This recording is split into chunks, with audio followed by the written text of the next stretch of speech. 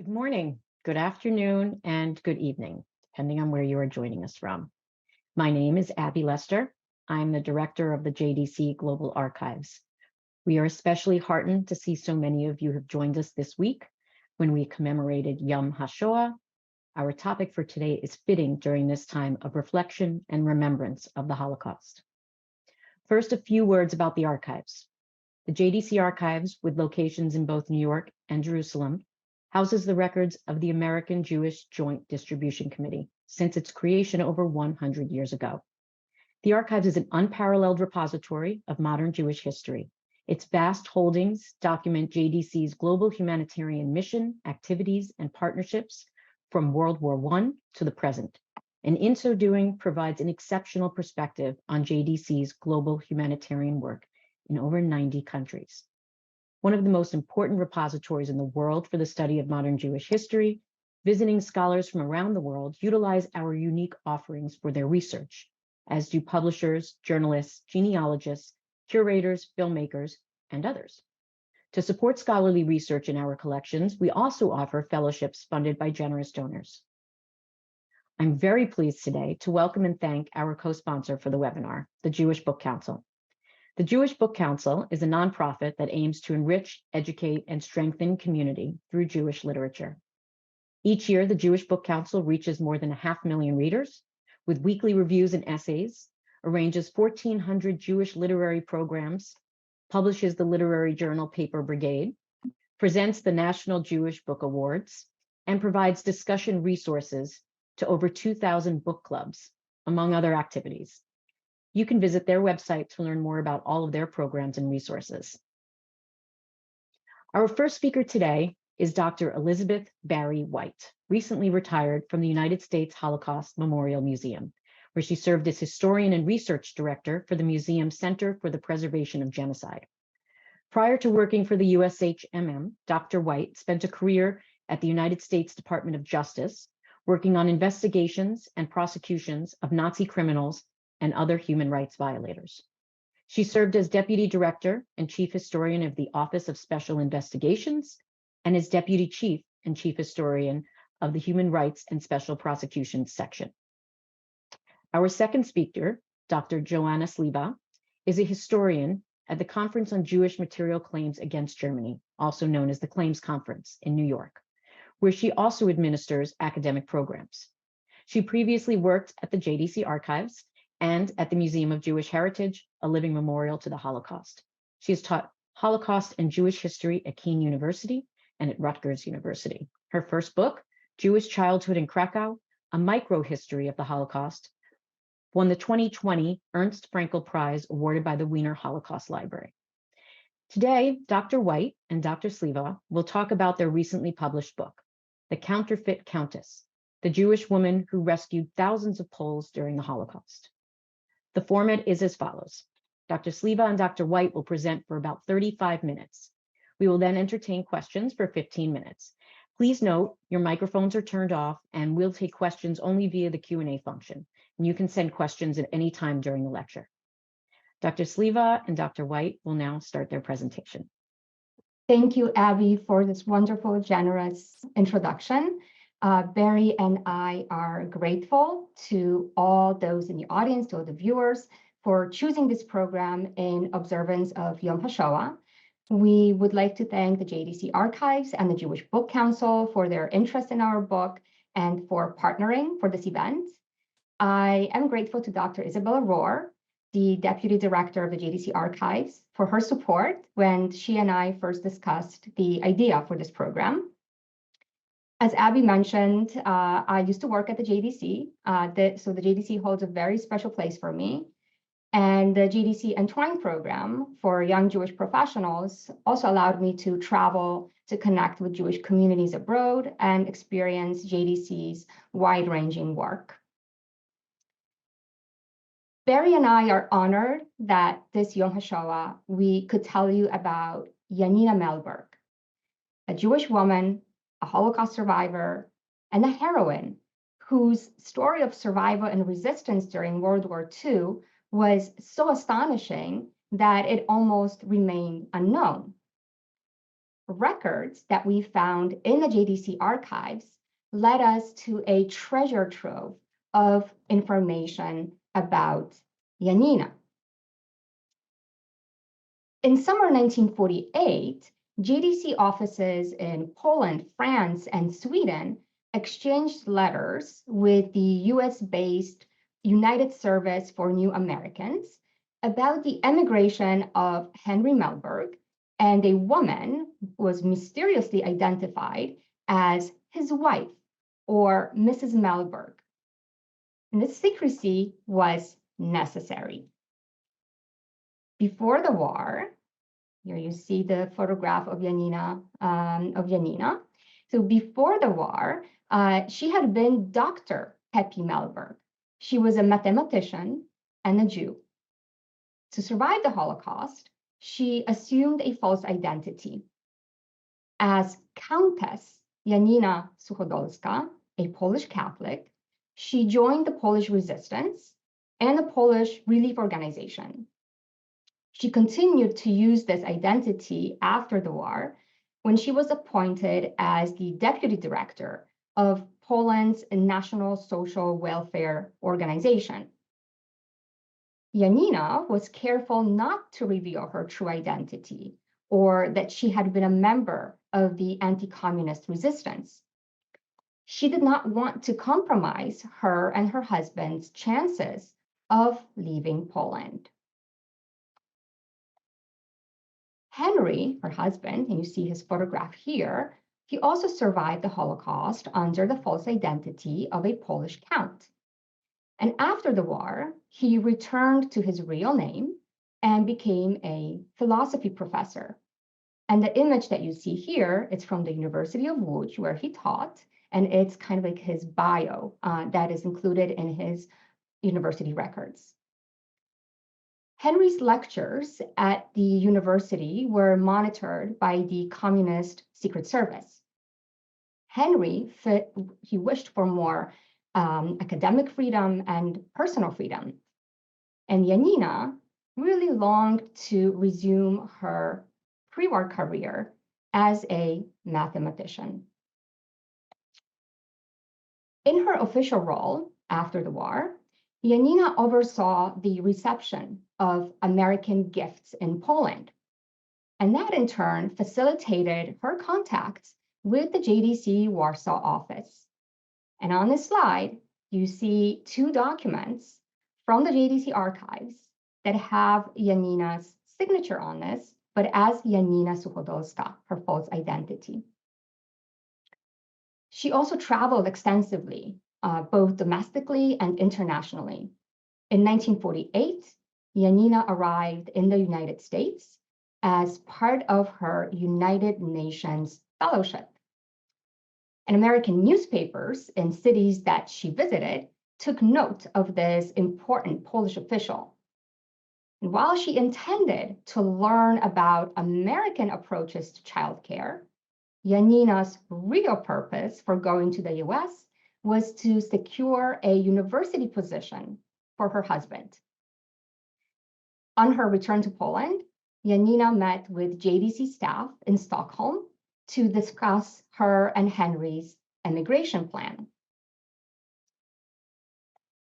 Eventually, an invitation from the Lady Davis Foundation in Canada served as Henry's so-called exit ticket from Poland.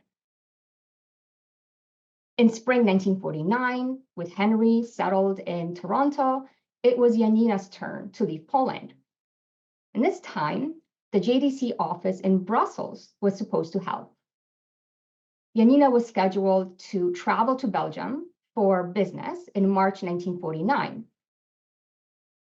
But in an unexpected turn of events, Janina was laid off in February 1949 from the welfare organization that had given her access to international contacts.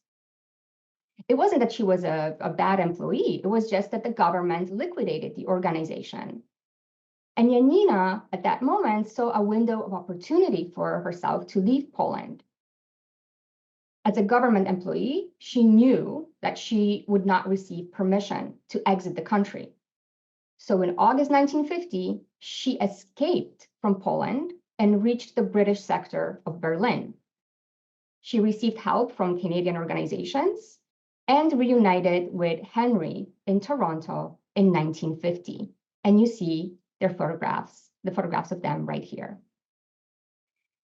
The Mellbergs were among over 8,000 Jews who had applied to the JDC Warsaw office for assistance with immigration before the Polish government abruptly closed that office in December 1949. Unfortunately, the JDC correspondence about Henry included his refugee case number.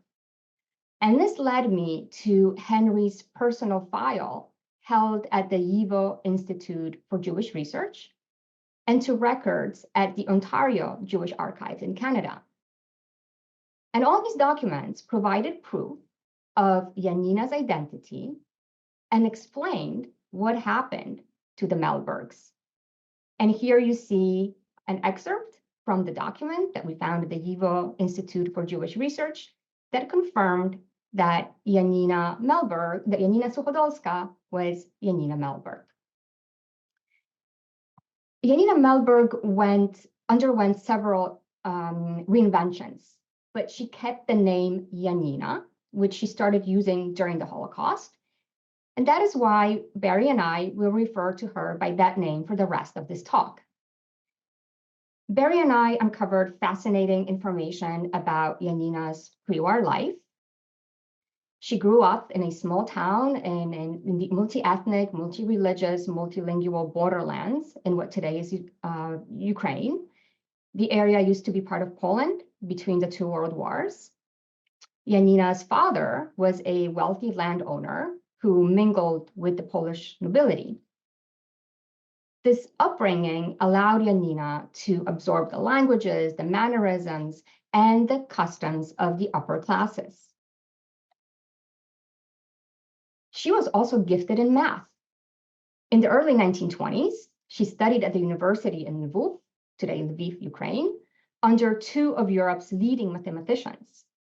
She obtained a master's degree, but as a woman, it was nearly impossible for her to obtain a PhD in math. So she studied instead under a philosopher at the university. You have him pictured here in the middle, who welcomed mathematicians and scientists, as well as women and Jews among his students. Janina's determination enabled her to obtain a PhD in philosophy with a specialty in mathematics. Her social and academic backgrounds, her personality, and her contacts would later prove key in saving her life and in allowing her to save the lives of thousands of ethnic Poles. And it was during her studies that she met a fellow philosophy student, Henry Mellberg, whom you also see on this photograph. They married in 1933. In September 1939, the Mellbergs were living in Lviv, working as teachers and participating in the city's intellectual circles. And nothing about their lives prepared them for what was to come. I first learned about Janina Mellberg in 1989 when I gave an academic conference paper about Majdanek concentration camp. Nazi Germany's SS established the camp next to the city of Lublin in German-occupied Poland during World War II. After my presentation, a historian I didn't know handed me a carbon copy manuscript.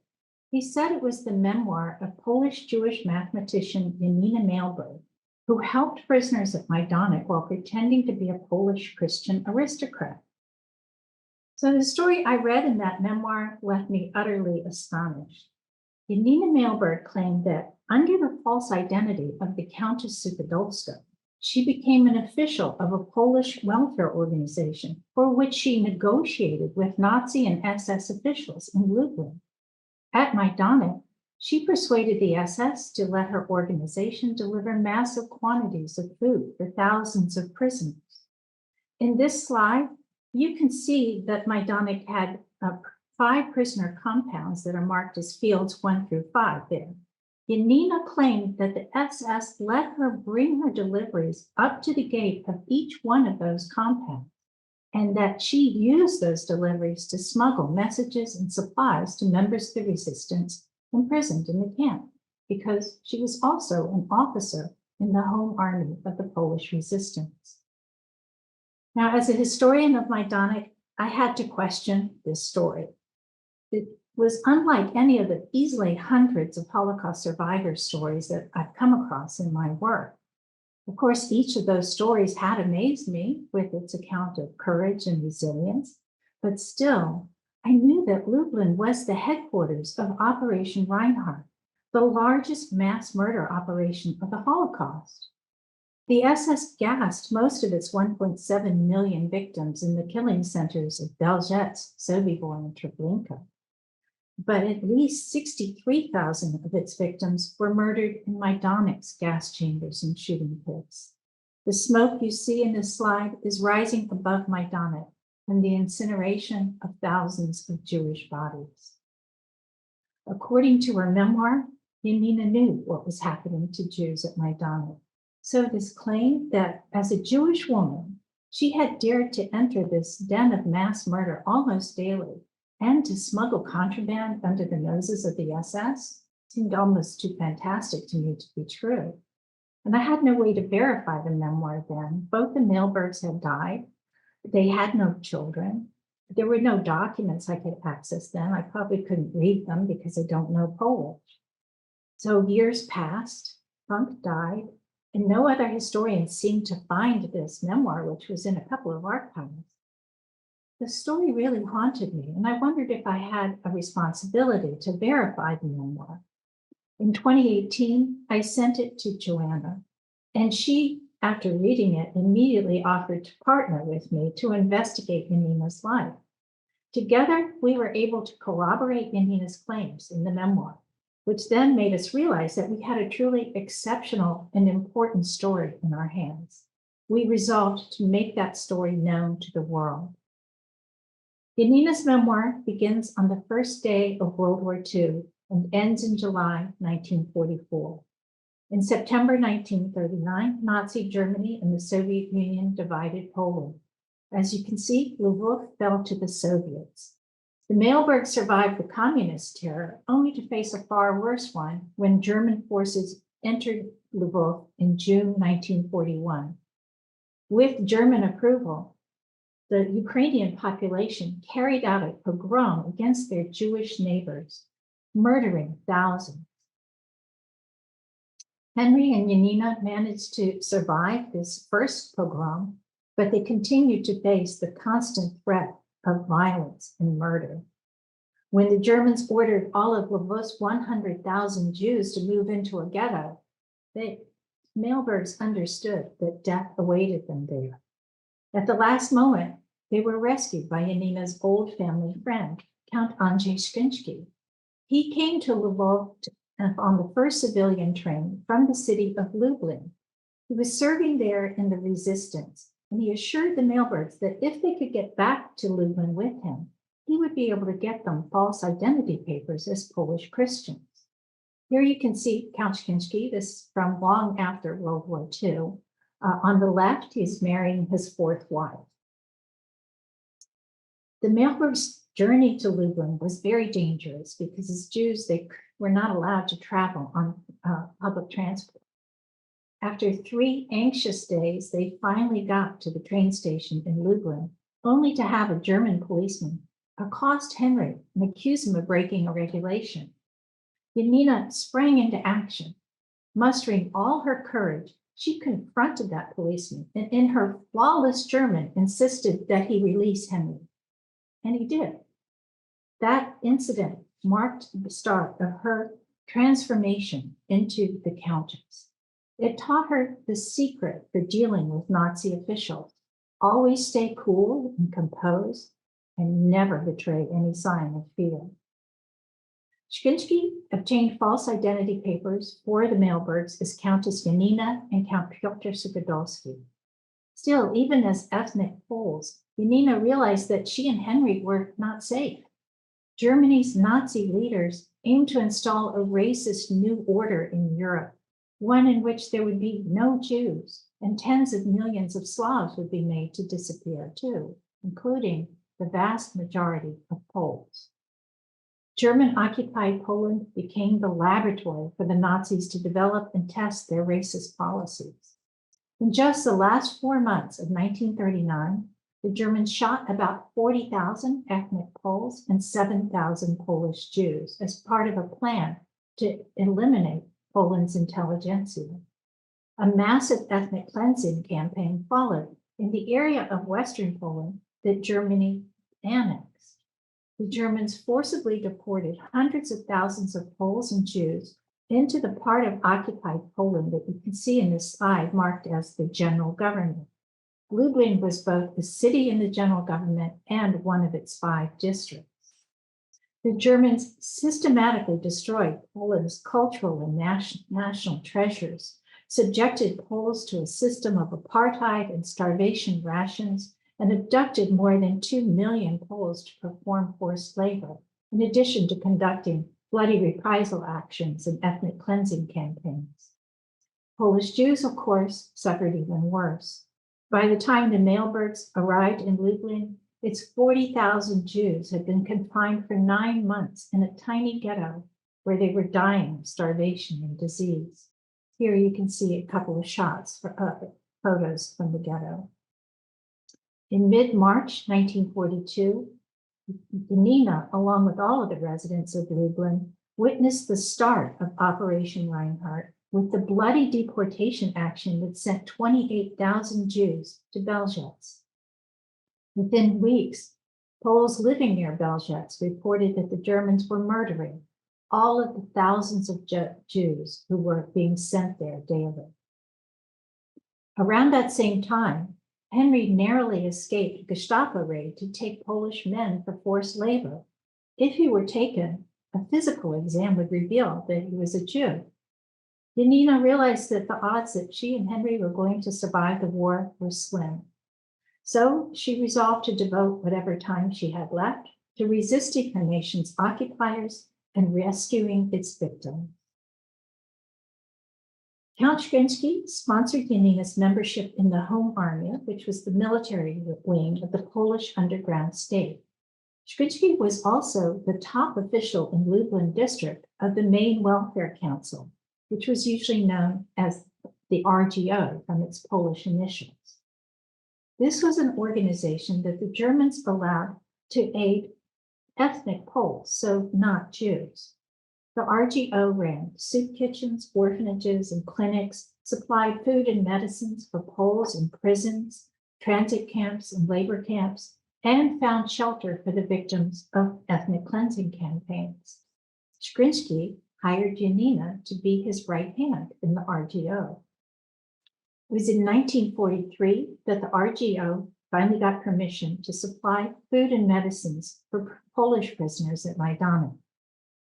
Szkrinski immediately put Janina in charge of that program. Her memoir reveals her passionate dedication to do all that she could to help Majdanek's prisoners, no matter the risk to herself.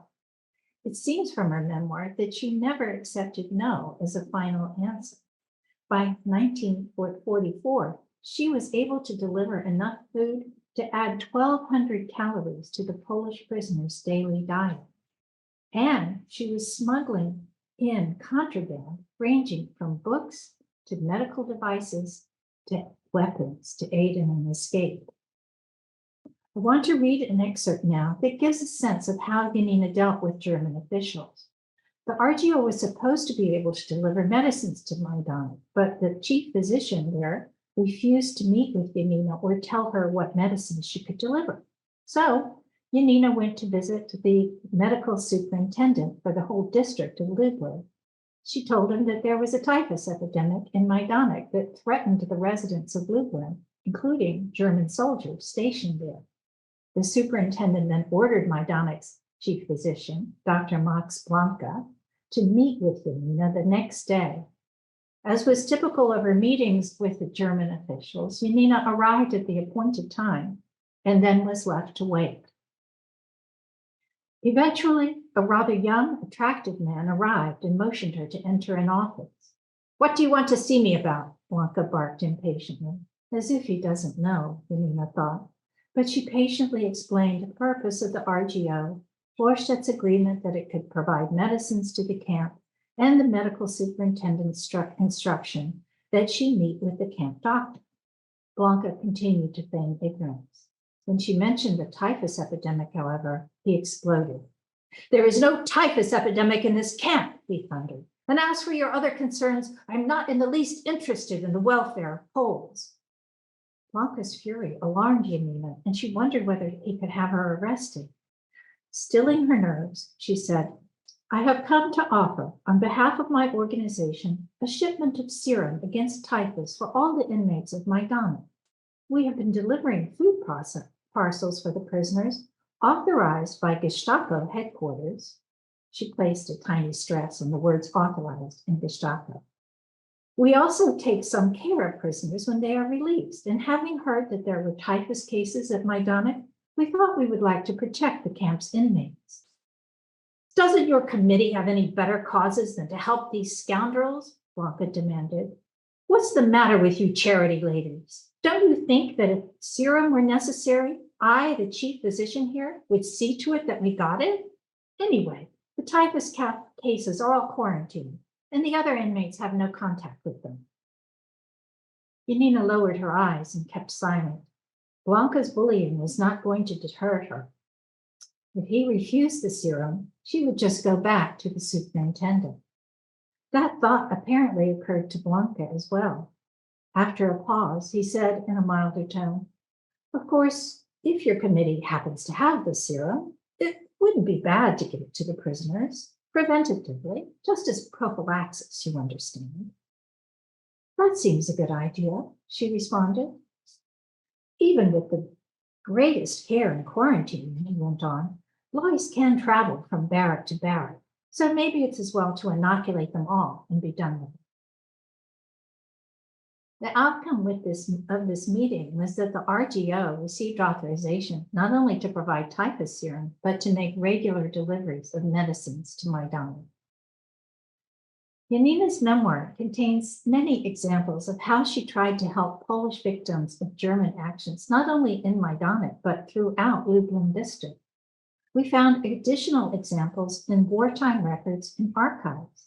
Here's part of a report that she filed about her efforts in summer 1943 to win the release of thousands of Poles from Majdanek. You can see she signed it as Sukadolska. These prisoners were peasants, men, women, and children who'd been seized in an ethnic cleansing campaign and dumped in Majdanek.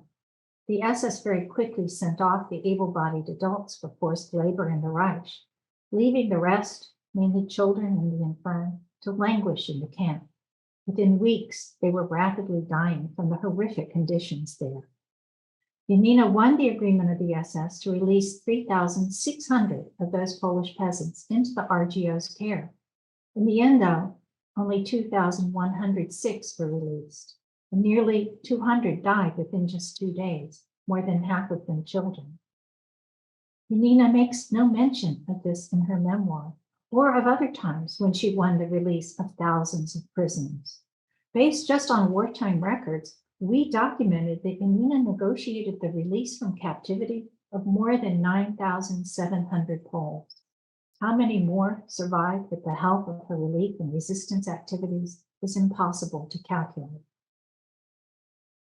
So our original plan had been to publish the memoir with some text explaining its historical context and references. But after we discovered so much more about her achievements than her memoir reveals, we realized we needed to write her biography. Its main source, of course, is Janina's memoir, which enables us to tell her story in part from her perspective, incorporating her thoughts and observations. The memoir also provides insight into Janina's character and motivations. She wasn't fearless, but she was deeply compassionate and empathetic. That's what drove her passion for saving lives.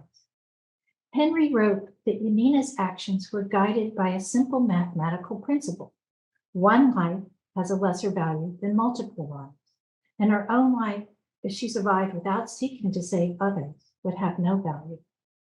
Henry also wrote that Janina's memoir was her testimony. It testifies not just to what she did and witnessed, but also to what she learned about human nature from observing it in the midst of the horrors of occupied Poland. Janina wrote about people who were her enemies, who were participating in horrific crimes, and yet took risks to help, even save her.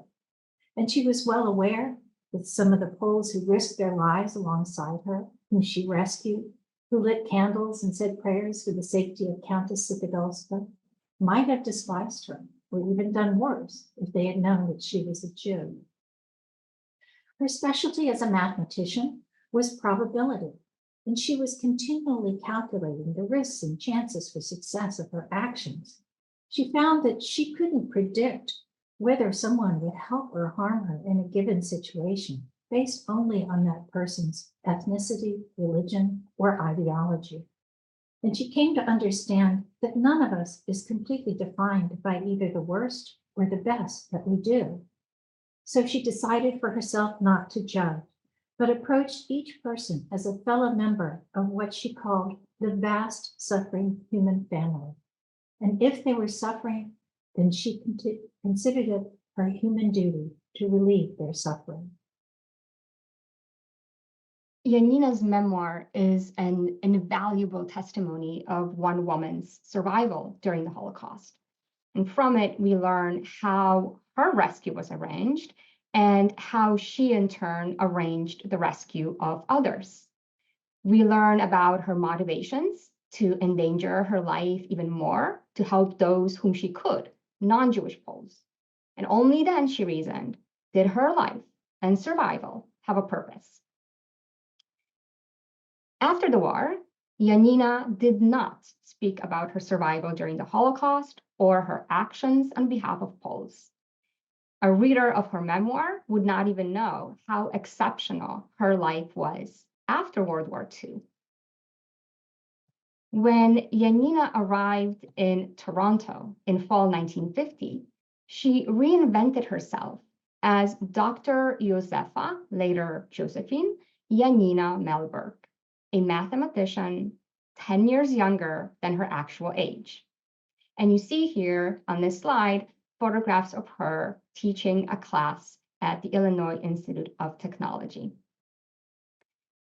The Melbergs lived in Canada for 6 years, but their goal was to settle in the United States.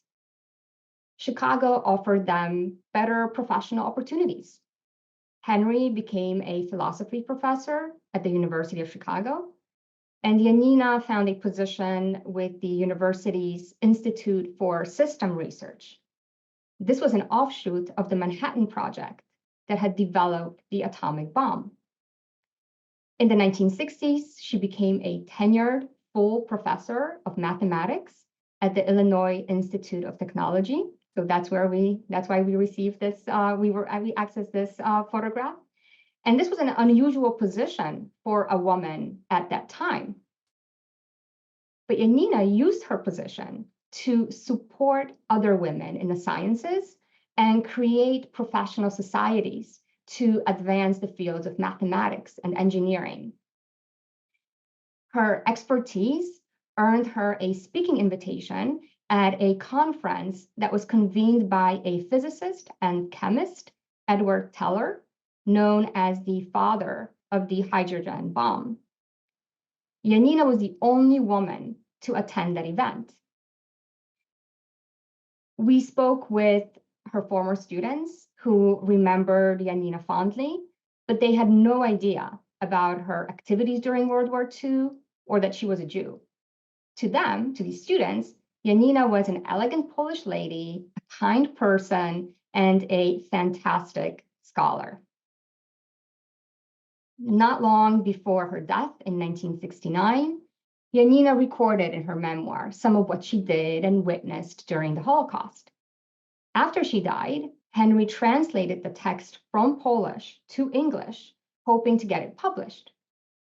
He did not succeed. It has taken over 55 years for Janina's story to be known. Her story highlights the importance of listening to Holocaust survivors. Janina's story is unique in that as a Jew trying to survive under a false identity, she managed to rescue thousands of non-Jews and negotiated with top Nazis to enlarge the scope and scale of relief to non-Jews. She focused on saving ethnic Poles, but her actions were guided by Jewish values, including of pikuach nefesh, saving life even at the risk to one's own life, kavod, respect for human beings, ometz, having courage and persistence, and gemilut hasadim, fulfilling acts of loving kindness without expecting anything in return. Janina's story almost did not come to light. A breakthrough in the research to corroborate it came thanks to the digitized records in the JDC archives. The collection of the Warsaw office in 1945-1949 includes more than 500,000 pages.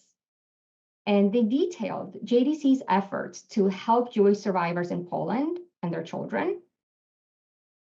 Janina and Henry pinned their hopes of emigration on the JDC, and just as thousands of other Jewish survivors from Poland who wished to leave the country, especially after the anti-Semitic violence and harassment that they experienced and feared. When the Polish communist government forced the JDC Warsaw office to close in December 1949, it also confiscated JDC's records. They were hidden for half a century. The discovery and the subsequent digitization and cataloging of the documents make it possible not only to learn about the crucial role of the JDC in post-war Poland and about efforts to rebuild Jewish life, but these records also enable survivors and their relatives to trace family histories and connect generational chains disrupted by the Holocaust. Making this collection public has allowed Barry and me to illuminate a story of Holocaust survival that would otherwise remain unknown. So the records of the JDC Warsaw office speak to the importance of making archival collections searchable and accessible. And this becomes especially imperative as we continue to search for names of Holocaust victims and survivors, and as we find ways to commemorate Holocaust victims and survivors and to relay their histories of suffering and resilience. It was thanks to a range of institutions, such as the JDC archives, and many individuals around the world, that today we can convey Janina's hope when she wrote the memoir. And her last words to the reader were, "We will remember." Thank you very much for your attention and for your interest in learning about Janina's story. If you would like to stay in touch with us, we have a website as well as our professional pages, and you have this on the slide. And with that, I turn to Abby. What an amazing story, remarkable story, exciting story, extraordinary woman. And I'm so glad to hear how helpful you found the archives. It's very satisfying to know. So thank you both for such a fabulous presentation. We are now going to open the floor to questions.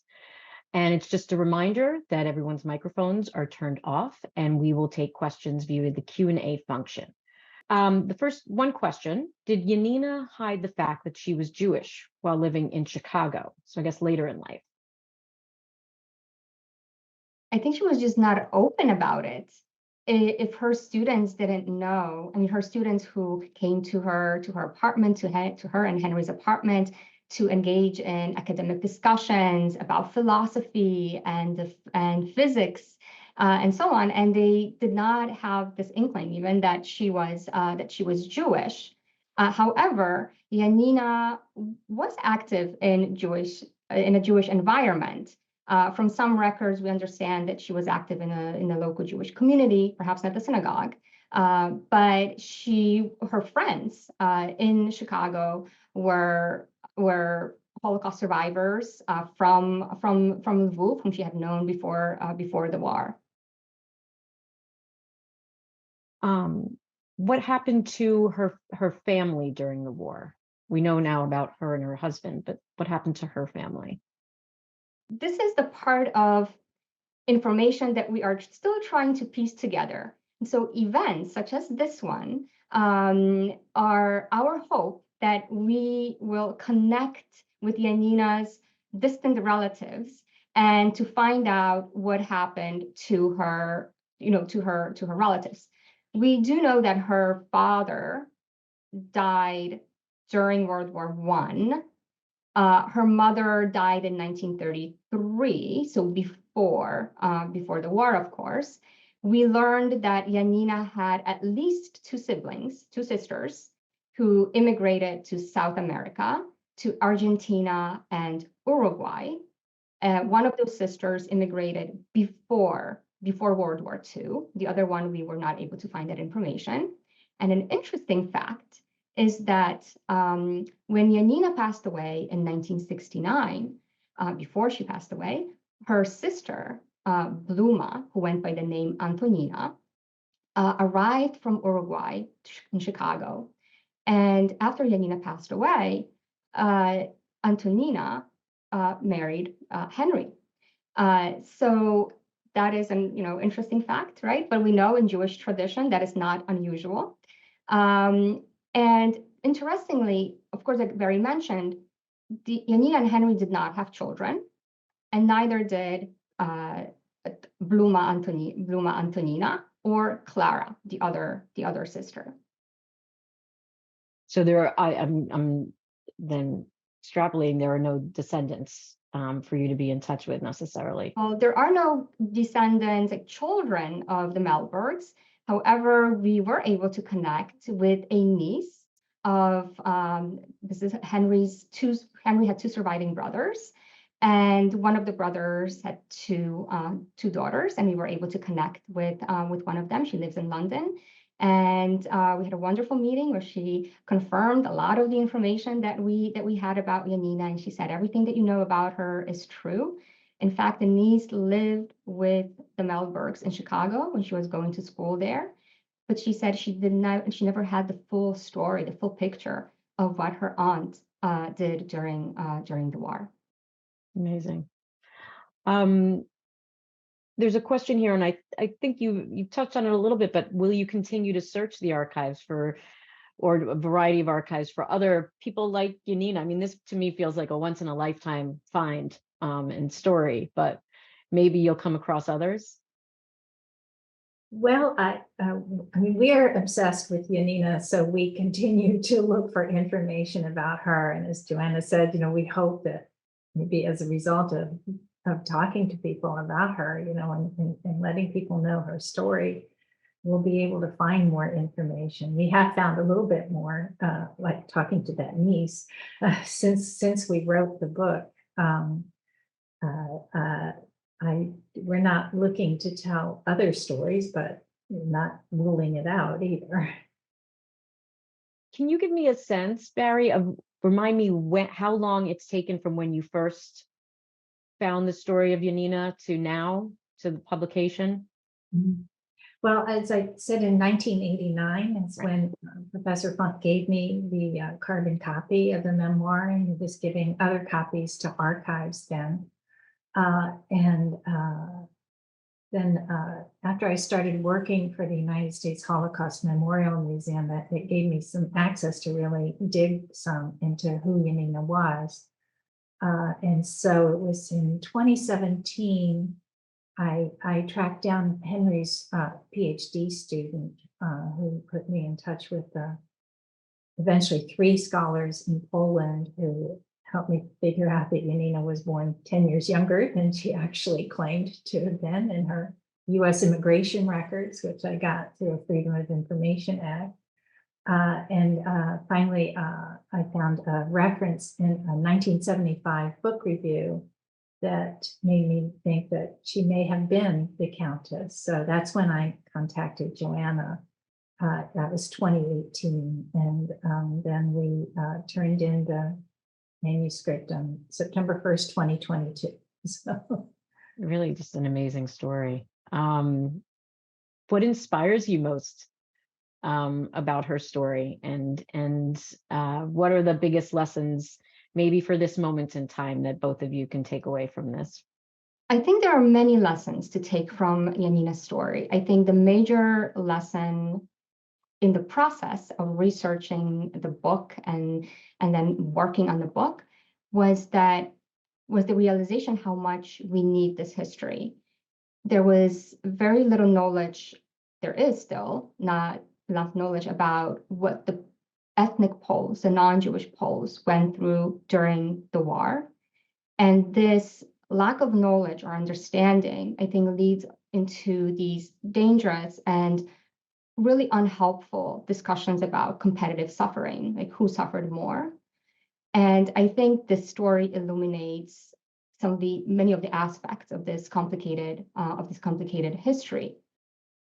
I think this story is also needed because it talks about the rescue, the agency that this one Jewish woman had to rescue people, to use her position, not only to survive, and this would have been perfectly fine, but she chose to risk her life every day to help others, to help Polish people. And this is a story of rescue that we don't hear about.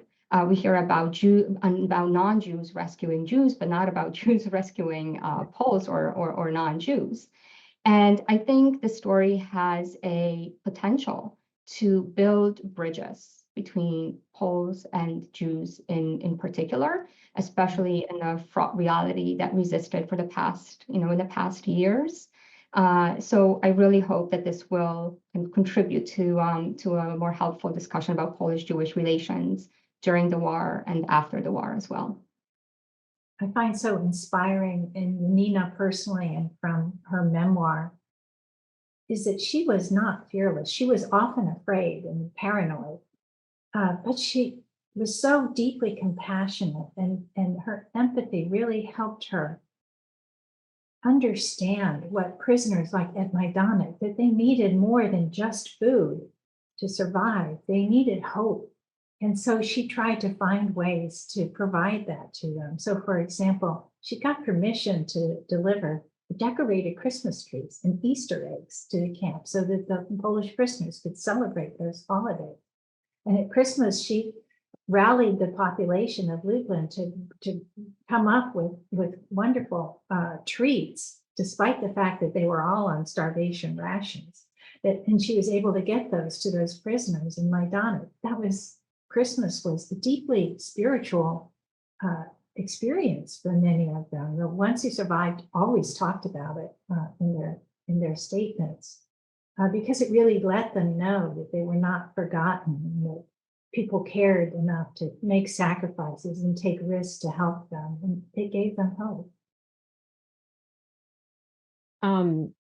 A couple of questions have come in that go in a slightly different direction. Somebody writes that they're amazed at how easy it was to fake being a count or a countess. And wouldn't the Gestapo or Polish locals check into her family history and realize that it was fictitious? Is that something you would you have expected or not? So she had this very privileged upbringing, which is what enabled her to really carry off the role of the Countess. I mean, she could speak the lingo when she was dealing with Polish aristocrats, and it seems that there was never any suspicion that she was a Jew. And with her false papers came her false Aryan identity or false Aryan background. She had to prove her Aryan background in order to become an official of the RGO, for example. So, and I guess those papers held out to the extent that they were investigated. So the Gestapo definitely suspected her resistance activities, and they surveilled her and tried to track her. but I don't think that they ever suspected that she was a Jew. And she also had a very strong supporter in Count Andrzej Skrzynski, who, by the way, is not recognized as a righteous among the nations, because as we tried to said in the presentation, like the story was not known, and did not speak about it. So he is not recognized. In fact, his granddaughter did not even know what her grandfather did during the war, that he saved this Jewish couple. And so adding on to what Barry said, I think for Janina to have the backing of Count Skrzynski, who knew members of the Polish nobility, who could procure the right papers, who could kind of train her in the right stories to tell. I think that mattered a lot. But as Barry said, she was a very charismatic woman and very determined. And we've learned about this throughout researching about her previous life and after that, and it really made sense, how she acted during World War II. Who actually found the memoir? I know it was being distributed, but it was a question of who found it. Yeah, so after Janina died, and she wrote the memoir not long before she died, Henry translated it from Polish into English. And then just before he died in 1979, he gave it to Professor Funk and asked him to help get it published. And Funk tried, but couldn't interest a publisher in it. So he gave it to several archives, and he gave that carbon copy to me. Do you still have an interest in trying to get that published? The memoir? Yeah. It's digitally available in the archives of the United States Holocaust Memorial Museum. So the problem with the memoir, when we started thinking about what to do with it, is that it's not chronological. It's sort of more vignettes. Here's what I did at Majdanek. Here's what I did to help Volhynian refugees. So there are a lot of references that people wouldn't understand. She never says when things happen exactly, and there are a lot of digressions. Just typical of someone who's recalling things that happened 20 or more years before. So I think that it's a very interesting document, but as a publication, I think it would be hard for a lot of general readers to understand. Okay. And Janina wrote this memoir for a particular audience. It was in Polish, and so the addressees were Poles or Polish-speaking Americans. We don't quite know, but she also wrote it at a particular time, and this was in the 1960s, when the Polish communist government at the time was kind of peddling its anti-Semitic policy. And in 1968, 30,000 Polish Jews and their families were pushed out of Poland, forced to emigrate, kicked out basically. And the other part of the narrative that the Polish communist government was promoting was that Jews were ungrateful and for having been saved by the Polish people. So we think that Janina wrote this memoir to counter those kind of narratives and to show that she, as a Jewish woman, belonged to the Polish nation, and that during the war, she risked her own life to help Polish people. We have a great question. Is there going to be a movie? We get that question at every event. Do you? Yes. We don't have any offers yet. Well, I'd like to thank you both. This has been really fascinating. What a remarkable story. I can't even imagine from your perspective how it felt to go through the process and solve the mystery. That must be really satisfying as well and fulfilling. So thank you. Big thank you to the Jewish Book Council, of course, for co-sponsoring this program. We couldn't have done this without you, and we certainly have a great many of people here today, partially because of you, of course. Our next webinar will take place on June 6th.